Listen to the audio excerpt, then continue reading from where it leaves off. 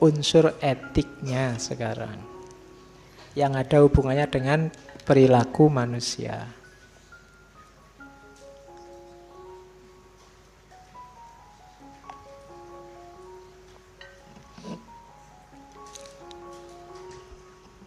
Oke ya, apa yang harus kita lakukan, mana yang baik, mana yang buruk.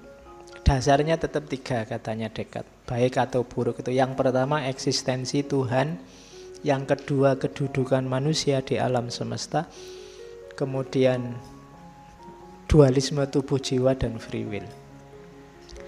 Jadi kalau ini pertimbangan 4 hal itu untuk dunia baik buruk. Yang pertama, pertimbangkan adanya Tuhan. Berarti apa? Dunia ini tidak cuma berakhir sekarang dan di sini. Masih ada hitung-hitungan lagi yang ngurusi Tuhan. Pertimbangan kedua, baik buruk perbuatanmu, coba dicek kedudukanmu. Kamu sebagai apa, posisimu apa? Itu nanti menentukan baik atau buruk. Seperti saya bilang, tidak semua yang baik itu selalu pas. Kalau ruang dan waktunya tidak pas, yang sebenarnya itu baik bisa jadi tidak baik. Kayak tadi kamu nasihati orang, ya hasilnya orang marah-marah, itu kan jadinya nggak baik. Kamu harus ngerti posisi, ngerti situasi, posisimu di alam sebagai apa. Yang ketiga, dualisme tubuh dan jiwa tadi. Sadari dirimu itu ada jasmaninya, ada rohaninya. Pentingnya apa? Sebelum berbuat baik ngerti ini, ya lakukan segala yang bermanfaat baik untuk jasmani maupun untuk rohani. Jangan cuma yang rohani saja. Pak, ini kan hidup itu kan nanti akhirnya di akhirat tubuh kita ini hancur, enggak. Sekarang kamu masih di dunia. Kamu butuh ngopeni jasmanimu juga, pertimbangkan kesehatan dua-duanya. Dan yang terakhir, pastikan kamu bebas, free will, kebebasan manusia. Karena baik atau tidak itu juga ditentukan oleh kebebasanmu. Sebagus apapun perilakumu, kalau dipaksa orang lain, nilainya jadi hilang. Termasuk kejahatan kalau dipaksa itu kan hitung-hitungannya beda. Kamu dipaksa orang untuk memperkosa. Kalau enggak diperkosa, tak bunuh kamu. Itu kan kamu terpaksa. Kalau dipaksa kan enggak bisa dihukum. Loh, saya kok dihukum, saya dipaksa ya. Ya enggak bayangke ya kok dipaksa bisa memperkosa. Oke, jadi cuma itu free will. Jadi perbuatan baik itu berarti apa?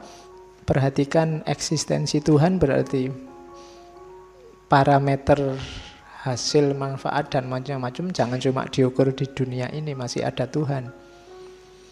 Kemudian perhatikan posisimu di tengah alam semesta. Yang ketiga, perhatikan jasmani rohani. Dan yang terakhir, free will. Terus katanya Descartes, perbuatan baik itu sebenarnya jenisnya apa? Ini kayak pendapatnya Mu'tazilah, bisa ditemukan dengan akal saja. Jadi akalmu telah cukup untuk menemukan kebaikan. Berarti apa? Kalau nalarmu benar, kamu bisa dipandu oleh akalmu untuk menemukan kebaikan. Jadi rumus pertamanya itu, pastikan bahwa nalarmu lurus. Yang kedua, cuma memang akal ini butuh bahan untuk memutuskan. Di situ gunanya pengetahuan. Ya kan? Butuh tambahan wawasan yang banyak. Jadi maka apa? Semakin tinggi, semakin banyak pengetahuan, semakin tinggi ilmu, semakin biasanya orang etis dalam hidupnya. Kayak teorinya Socrates. Kenapa? Dia punya banyak pertimbangan. Wawasannya luas. Jadi dia ngerti mana yang baik, mana yang benar. Itu rumus kedua. Jadi rumus pertama, akal bisa menemukan kebenaran. Rumus kedua, akal tapi butuh pengetahuan untuk bahan pemecahan masalah. Rumus ketiga, cuma kerja akal juga tergantung dengan kondisi mental. Ini rumus ketiga. Jadi akalmu itu nanti kalau kerja juga, ya kalau bahasamu hari ini tergantung moodmu, tergantung situasi batinmu. Kayak tadi kamu sedang sangat senang, atau sangat sedih, atau sangat gembira, atau sangat cinta, atau sangat benci. Ini tidak normal, sudah kerja akal. Kalau sudah kayak gini, susah menemukan yang tepat dan benar. Nah, jadi rentetan kerjanya, akal bisa menemukan kebenaran kebaikan, cuma untuk bahan dia butuh pengetahuan. Jangan lupa juga cara kerjanya juga banyak dipengaruhi oleh situasi mental. Itu rumus ketiga. Rumus keempat, kondisi mental. Ya kan, situasi mental tadi banyak berhubungan dengan kondisi tubuh, yang materi-materi, yang fisik-fisik. Biasanya kan yang membuatmu sangat sedih, sangat senang, sangat gembira itu kan hal-hal yang fisik di luar dirimu, termasuk jasmaniahmu. Jadi rumus keempat. Kesimpulannya apa? Oh, kalau gitu, kalau ingin belajar etika atau hidup secara etis, kita harus membahasnya secara komplit. Yang ngomong unsur-unsur jasmani, yang ngomong unsur-unsur rohani.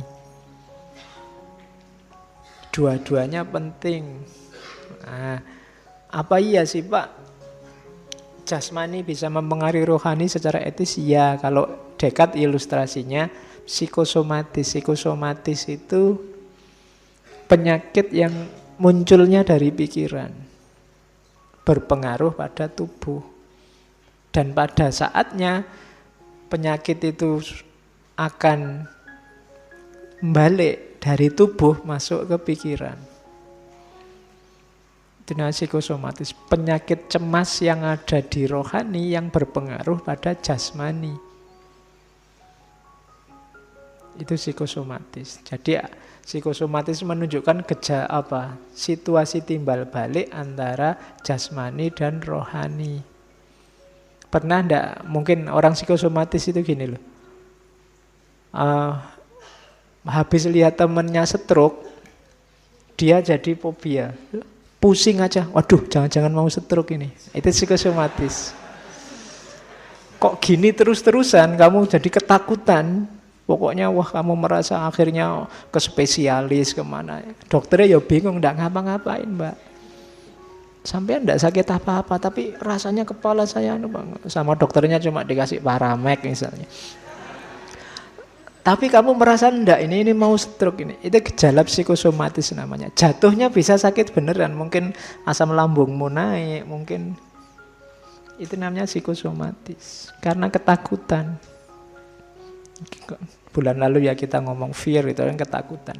Di antara efeknya kan efek ke fisik. Sama fisik juga begitu, dia berpengaruh pada caramu berpikir. Ya kalau kamu sangat capek, sangat marah, sangat haus, sangat lapar, itu kan ya mikirnya nggak normal sudah kan. Gitu. Kalau kamu sangat haus, mbok lihat temenmu gelasnya tinggal separuh aja kan, mbok lirii terus, aduh itu kira-kira bisa ndak ya? Nah, itu jadi berpengaruh dengan caramu, sudah nggak konsentrasi kan, lihat filsafat ndak mikir kan gitu. Jadi maka belajar etik, keputusan mana yang baik, mana yang buruk itu harus kita kaji secara komprehensif. Dengan 4 rumus tadi dan dasar-dasar eksistensi ketuhanan, kedudukan manusia, kemudian dualisme dan free will. Ini nanti rumusannya panjang, ini yang disebut etika Kartesian. etika yang dirumuskan oleh Descartes. Oke, jadi itu nyawa-nyawa teorinya Descartes yang nanti dikenal sebagai Kartesianisme. Jadi tentang Kartesian.